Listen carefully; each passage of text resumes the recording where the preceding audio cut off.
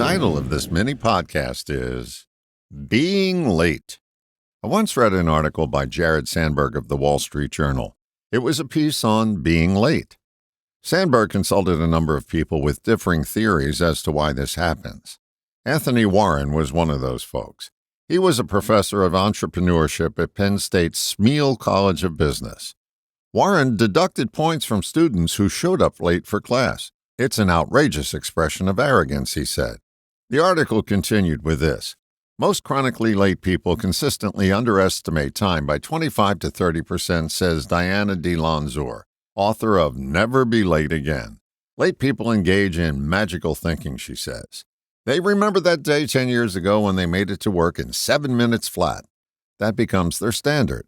That explains one of the most baffling types of late people. Those who are routinely late by a precise amount of time. The punctually late. I haven't read Diana's book, but I did notice that one of her 7 types of late people is labeled the rebel. She gives this description. Resists authority and everyday rules. Might run late as a form of control. My experience with people who are perpetually late is that there is a common denominator. It is control. The real issue with these folks is that their life is out of control, meaning they live exclusively in their head. They have a mishmash of loose ends in their mind that continually distract and demean them. They aren't thinking, their thoughts are thinking them in a patterned, predictable way. They have this overwhelming feeling that their life is spinning out of control.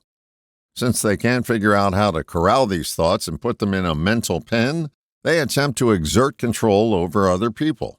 This gives them, at least for a brief few moments, the sense of control they're looking for in their own life. It also gives them attention, something they desperately crave but may never directly ask for. More on attention in a moment. Being late all the time is a great cover. It gets other people focused on their lateness rather than having them find out their closely guarded little secret. The late person can be labeled any number of ways, and they have varying personalities. Some are self-assured on the surface, while the constant threat of the wheels coming off is going on inside. Others can appear scatterbrained and namby-pamby.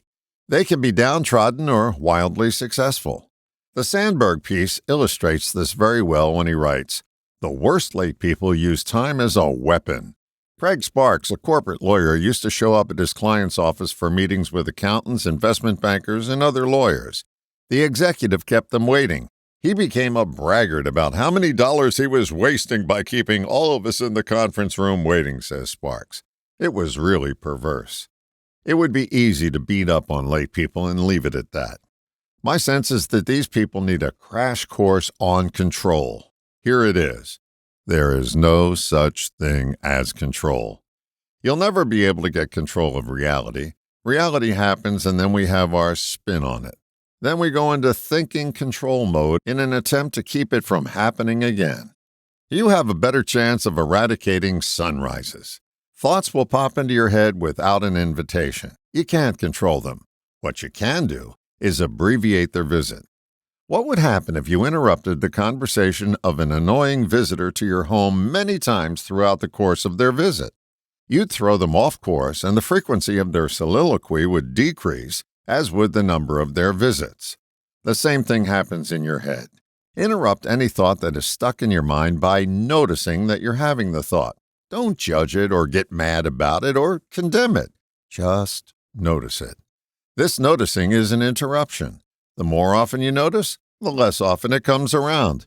It takes some practice, and the results will produce less thinking and more space between your thoughts. This reminder is not only for late people, it's for all of us. We don't need control, we need space. By creating space in your mind, you dissolve the illusion of control by calming your mind and leaving room for inspiration and newness to pop in. Who knows? You may become the next best-selling author with your new book, Peace and Punctuality.